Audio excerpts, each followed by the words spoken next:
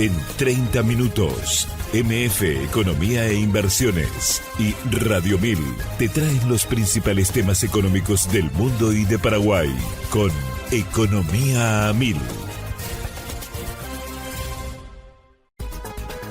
Este podcast es presentado por la Bolsa de Valores de Asunción, promoviendo los valores del mercado. Pagando. Ese periodo de estoqueo y de traslado de precios, ¿cómo se da? A ver, cada empresa en realidad tiene su propio stock y difiere, pero lo normal es tener entre un mes y un mes y medio de stock, ¿verdad? No más porque las capacidades de los tanques no dan. ¿De cuánto estamos hablando en Paraguay? A ver, estamos hablando, sí, te decía, se venden más o menos 320 millones de litros por mes. ¿Y esa sería la capacidad de almacenaje o no? Tenés que restarle la parte de alcohol, ¿verdad? Y bueno, eso sería la capacidad de almacenaje. Pero no es un número gigantesco al que puede de alguna manera aspirar, vamos a decirle, Paraguay, y sobre todo los emblemas de ir ampliando su capacidad porque el mercado no absorbe completamente eso, o porque... No, a ver, también tener un sobrestock, es decir, más de un mes y medio de stock implica un costo financiero muy alto. Entonces, hay que ir jugando con, por un lado, el stock de seguridad para no tener problemas de abastecimiento, y por otro lado la dimensión justa de volumen para no tener sobrecostos financieros, ¿verdad?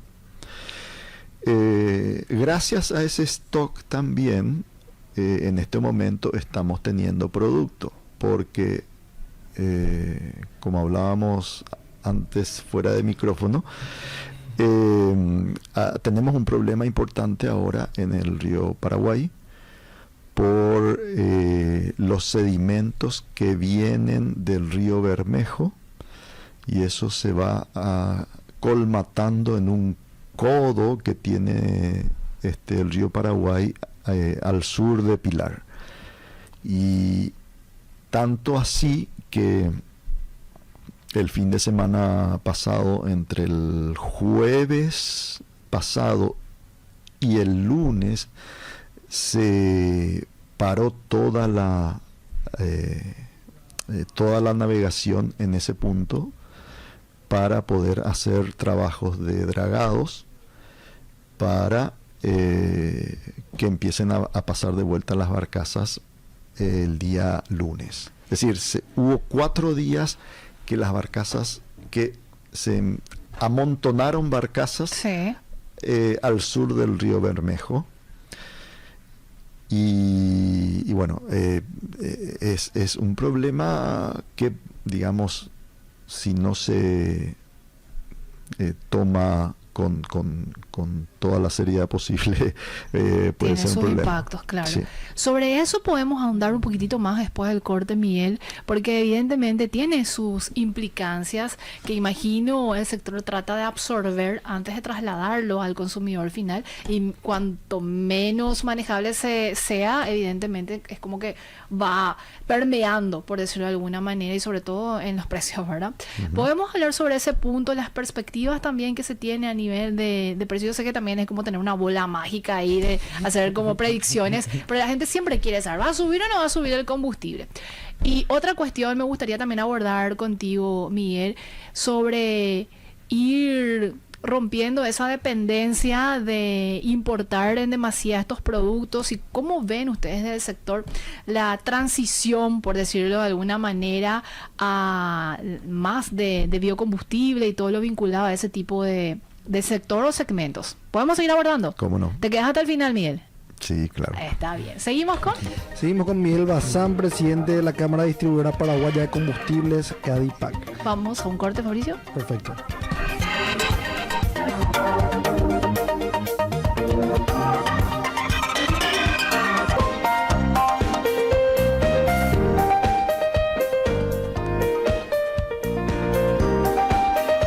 escuchando Economía 1000 y seguimos también en compañía de Miguel Bazán de la Cadipac. No me mires así, Fabricio, tuvo un trastoque. Antes de irnos del programa vamos a compartir, obviamente, y cumplir con nuestros auspiciantes, así que no te desesperes. Estaba muy entusiasmada y sigo muy entusiasmada por el tema de hoy con Miguel Bazán. Y estamos hablando durante el corte sobre algunos elementos también que terminan incidiendo dentro del sector combustible, y vos planteabas también otros temas, Fabricio, pero quedamos como picando para ir profundizando, Miguel, sobre lo que está pasando en la zona de Bermejo, que de alguna manera está complicando también el escenario del sector privado en ese sentido, Miguel. ¿Qué se hace ante tal situación? ¿Cuáles son las estrategias que utiliza de tal manera a que finalmente eso no genere un sobrecosto y no se traslade al consumidor final? ¿Cómo se va trabajando en ese sentido para ir destrabando y que vaya fluyendo la distribución en ese sentido? Y para agregar también lo que decís, Prince, ¿cuáles son las repercusiones que se están viendo hoy en día a causa de este inconveniente, ¿verdad? A ver, como les decía, hay una cantidad importante de barcazas estacionadas al sur del río Bermejo, que es al sur de Pilar, y están, desde el lunes, están empezando a cruzar el paso barcazas de menos de 8,5 pies de calado, ¿verdad? Las barcazas de más de 8,5 pies de calado van a tener que esperar o hacer alijadas, que significa que otra barcaza vacía vaya y pase de esta barcaza llena, pase una parte a esta barcaza vacía y puedan pasar las dos. Esa es un poco la dinámica y la idea. Y por otra parte, se está trabajando también en la profundización de los canales con las dragas habituales, y ahora se va a sumar una draga más, que una draga importante se va a sumar a estos trabajos, así que digamos esperamos que el canal pueda ser habilitado para todo tipo de barcazas en unos días más. ¿Y estos trabajos se hacen por parte del Ministerio de Obras Públicas y Comunicaciones o lo hace el sector privado o en combinación? En realidad es en combinación porque son dragas privadas contratadas por el Ministerio de Obras Públicas, pero ahora se suma también una draga que pusieron a disposición los armadores. Así que estamos, digamos, esperanzados de que en unos días más pueda ya fluir sin problema todo tipo de barcazas. ¿Esta situación es como atípica puntualmente, actualmente, Miguel, o es como que es cíclico? A ver, lo del Bermejo es cíclico, pero este tipo de colmatación no es habitual. A ver, yo también toco de oído porque no estoy en el tema, pero como me afecta, claro. Estoy siempre pendiente todos los años de esto, ¿verdad?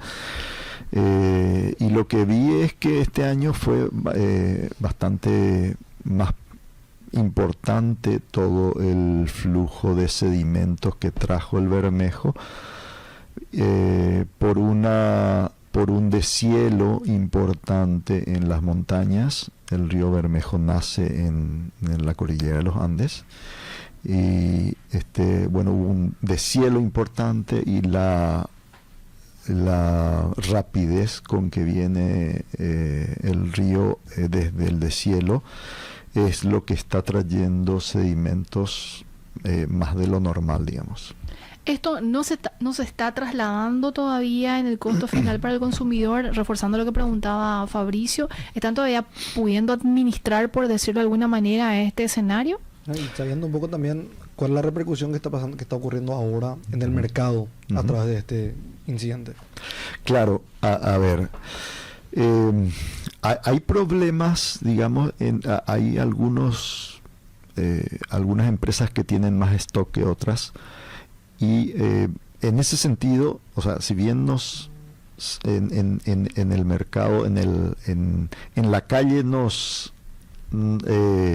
somos una competencia feroz de repente, en el interior de las empresas solemos ayudarnos. Existe una cooperación.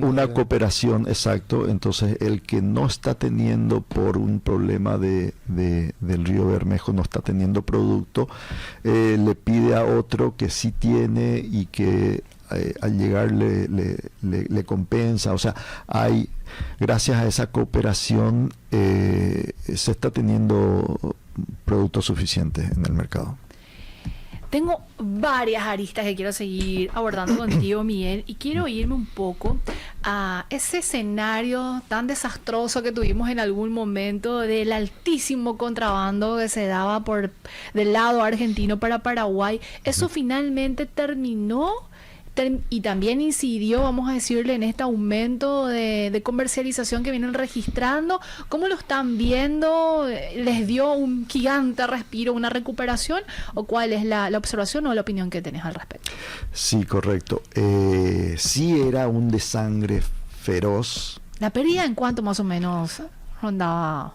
A ver, la verdad que tenía Sí. yo los números, pero no tengo a mano ahora. Pero era importante. Sí. Y el cambio que hizo la administración de Milei, la verdad que fue espectacular. Espectacular, no solamente para la Argentina, sino también para Paraguay, ¿verdad? Claro. Porque realmente se cortó el contrabando y pasamos de vender más o menos 240 millones de litros a 320 millones de litros por mes. O sea, así de grande era el contrabando. Ahí hacemos una resta y dimensionamos. Ajá, correcto. E incluso muchos emblemas tuvieron que despedir gente en ese escenario, en aquel escenario, digo, ¿verdad? Sí, correcto. Hubo muchos problemas, realmente muchos problemas. Hoy está como subsanado, entonces. Hoy está subsanado gracias a la nueva administración que tiene Argentina, y Sí. esperemos que siga esto así, ¿verdad? El componente tipo de cambio, dólar, ¿cómo termina impactando en el sector, considerando que la importación es gigantesca, la que ustedes hacen, y evidentemente está vinculado, vamos a decirle, a cómo se comporta la divisa norteamericana? Sí, correcto. Sí nos afecta directamente, ¿verdad? O sea, nosotros importamos todos los productos en dólares, así que nos afecta directamente, y ahora como estamos viendo, el tipo de cambio va aumentando, así que estamos también preparándonos para eso, ¿verdad? Estamos viendo también que las exportaciones de soja probablemente sean menores de las esperadas. Y va a terminar presionando. Eso significa que va a haber menos divisas entrando, eso significa que va a haber un aumento en el precio del dólar. ¿Cómo es? ¿Tienen una suerte de seguro o resguardo para tratar de mitigar el impacto o el riesgo cambiario, Miguel? A ver, hay seguros Sí. que se toman, pero no son de mediano ni de largo, o sea, son de corto plazo, ¿verdad? Son seguros que se toman por un mes, 2 meses, para por lo menos mitigar el impacto, como decís, pero porque finalmente es también riesgoso tomar a un plazo muy largo, Claro. porque finalmente no sabes qué va a ocurrir, ¿verdad?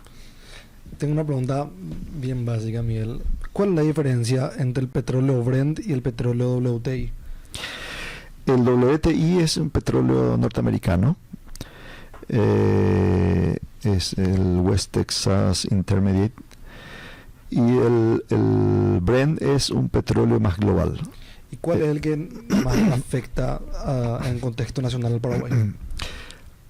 A ver, porque traemos gran parte de nuestro producto de la zona del Golfo de México, o Golfo de América, como le quieran llamar ahora, digamos, nos afecta más el WTI, ¿verdad? Pero si te fijas en todas las curvas, están bastante relacionadas unos con otros, tanto el Brent como el WTI. Perfecto. Preguntaba también Miguel en el corte sobre la composición, si tuviéramos que hacer imaginariamente la torta o el gráfico de torta sobre el combustible, ¿cuál es la mayor participación que tiene, por ejemplo, la nafta, el diésel y bueno, los otros componentes como el alcohol y demás dentro de esta torta? Y agregarle la siguiente pregunta, si ha habido una reconfiguración también en el peso de estos subproductos, por denominarlo de una manera. Correcto. Sí, interesante. Paraguay tenía una torta bastante peculiar en los años 80, que era más o menos un 20-25% de naftas y el resto diésel, ¿verdad? Entre un 75 y 80% era diésel. Más que nada eso porque el precio del diésel estaba subsidiado también en esa época. Estamos hablando de los 80-90, donde no había otro importador que Petropar. Entonces Petropar importaba todos los productos y les vendía a las distribuidoras. Okay. A partir del año 2000 se abrió el régimen de importación para las distribuidoras y eso fue cambiando en cuanto a precios también. Fueron acercándose el diésel a las naftas y eso hizo también que fueran cambiando las importaciones de automóviles y fueran trayendo más vehículos nafteros que diésel, porque los vehículos nafteros son bastante, en general, son bastante más baratos que el diésel. Entonces compensaba mucho y por más el tema de que los precios ya no eran diferenciales, digamos. El diésel estaba al mismo precio que la nafta, incluso en algún momento la nafta de repente tiene menores costos que el diésel. Entonces esa torta que antes era 80-20 ahora está más o menos en 40-60, es decir, hay 40% venta de nafta y 60% de diésel. ¿Cuál es la tendencia, Miguel, de que se vaya reconfigurando aún más esta relación y la famosa transición energética va también a generar una cierta presión dentro de esta composición o cómo lo ven desde el sector? A ver, yo creo que da para ir reconfigurando un poco más, pero el diésel tiene su propio peso. ¿En qué sentido? Que las maquinarias agrícolas, los camiones, transporte público, todo eso es diésel. O sea, eso no va a cambiar. Entonces, por eso digo, va a ir cambiando tal vez un poco más, tal vez llegando a 45-55, pero hasta ahí, porque, como dije, el diésel tiene su propio mercado que no va a cambiar. Y la otra pregunta era el tema energético. Sí, el de la transición energética, si va a terminar incidiendo también dentro de esta composición. Pero aparte ya aclaraste, ¿verdad? Ya respondiste. Sí, se habla mucho del tema de los vehículos eléctricos. Hay más importación de vehículos eléctricos, ¿verdad? O sea, va a empezar a haber un poco más, pero todavía es muy, muy incipiente. Es decir, de 15.000 vehículos que se importan al año, no sé, 200 son eléctricos o 300 son eléctricos. Es decir, todavía, digamos, es una proporción bastante menor. por un lado, eso, y por otro lado, también tenemos que pensar que para que nosotros podamos cambiar toda la matriz energética a eléctrico, no sé, yo creo que va a pasar un buen tiempo, 20, 30, 40 años. Más que nada porque la generación de energía eléctrica también es limitada. Claro. Para nosotros. Tenemos que ir cambiando, supongo que vamos a ir viendo otro tipo de energía para ir supliendo eso, pero eso lleva su tiempo. Mencionaste Petropar y no puedo dejar de ir sin hablar sobre este agente y este jugador tan importante que es juez y parte dentro del mercado de combustible, Miguel. Uh-huh. ¿Cómo está siendo la participación de Petropar en todo este dinámico comportamiento que están viendo desde el sector privado? Es como que se fue subsanando algunas cuestiones ahí que siempre generaban cierto conflicto, incluso hasta se hacían tácitamente fijaciones de precio y que finalmente el sector privado tenía que ayornarse a lo que determinaba, por decirlo de alguna manera, Petropar, y finalmente también era regulador. ¿Cómo lo están viendo ahora a Petropar desde el sector privado en todo esto que estamos mencionando? Bueno, sí, Petropar, como decías bien, en varios momentos son jueces y partes de un mismo mercado, y en ese sentido tenemos, digamos, una desventaja importante en las privadas. Sí.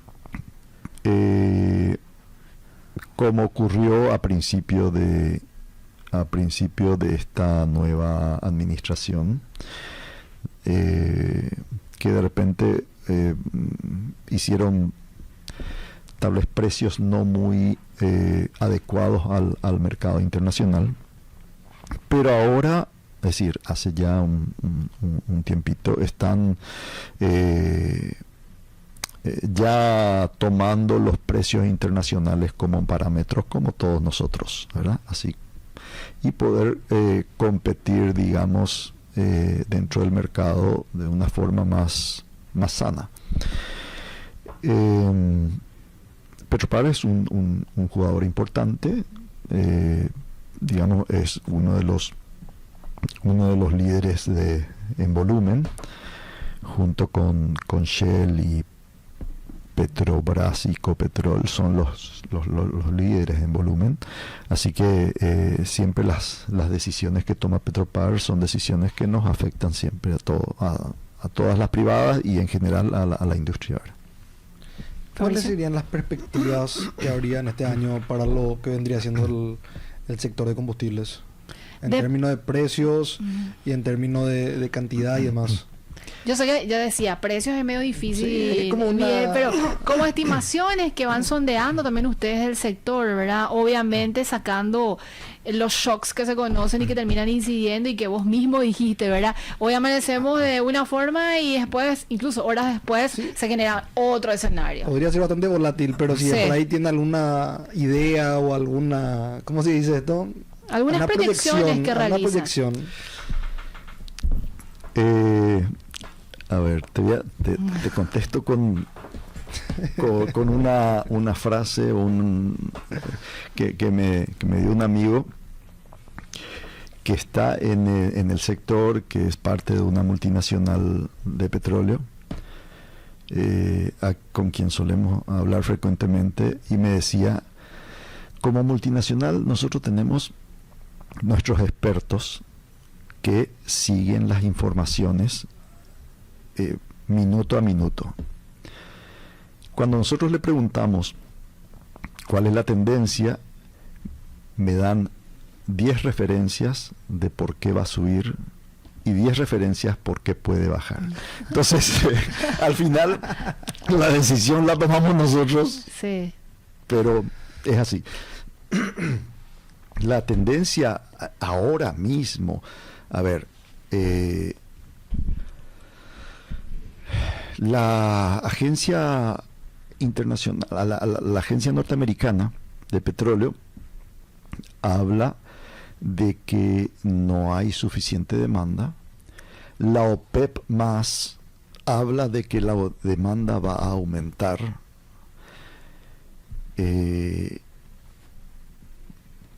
Por otro lado, China habla de que va a tener una recuperación económica, pero en los números dicen lo contrario. Es decir, no hay una tendencia muy marcada, ni para arriba ni para abajo. Están ahí como en la nebulosa, pero realmente la nebulosa, bien. Sí. Y como sabemos, estos la volatilidad de estos precios afuera pues repercute en el precio local. Totalmente y directamente. Perfecto. Reflexiones finales, Miguel, antes de dejarte ir. A mí me quedaron muchas otras preguntas y Fabricio me decía, a mí también muchas otras preguntas, pero no le crean. No, porque Prince me roba mi pregunta, entonces me quedo sin pregunta. Es broma, ¿qué te va a robar? Claro que no, ¿verdad, José Manuel? Soy lo suficientemente inteligente. Miguel, reflexiones finales. A ver, que nosotros como empresas de combustibles siempre vamos a tratar de poner los precios menores que podemos, porque no es una verdad muy clara que el combustible tenga una demanda inelástica. Realmente es inelástica hasta cierto punto para la gente que tiene que usar sí o sí, pero a partir de ahí ya es elástica. Entonces, nosotros decimos, cuando el precio está más bajo, vendemos mucho más volumen. Al aumentar el precio, disminuye el volumen que vendemos. Así que nosotros tratamos siempre de poner el mejor precio en el mercado, y ahora con estas nuevas reglamentaciones yo creo que vamos a tener las mejores naftas de la zona. Un gusto tenerte en el programa, Miguel, que tengas un excelente jueves. Muchas gracias y bueno, excelente jueves para ustedes también. Muchas gracias. Estuvimos con Miguel Bazán, presidente de la Cámara Distribuidora Paraguaya de Combustibles, Cadipac. Muy interesante la entrevista. Sobre el tema de lo que está pasando tanto en el ámbito internacional como en el ámbito regional y local, de lo que vendría siendo el sector de combustibles. Así mismo. Nosotros nos vamos despidiendo, Fabricio, nos reencontramos mañana. Vamos a tener una entrevista internacional, así que ya le adelanto a la gente. Nos vamos a trasladar hasta Chile, porque varios de los países de la región están siendo afectados por las decisiones del presidente Donald Trump, así que queremos saber de primerísima mano, obviamente, lo que está pasando en determinados países que están más vinculados y sobre todo impactados con estas políticas del presidente norteamericano. Nos vamos despidiendo, que tengan un excelente jueves. Hasta luego. Este podcast es presentado por la Bolsa de Valores de Asunción, promoviendo los valores del mercado.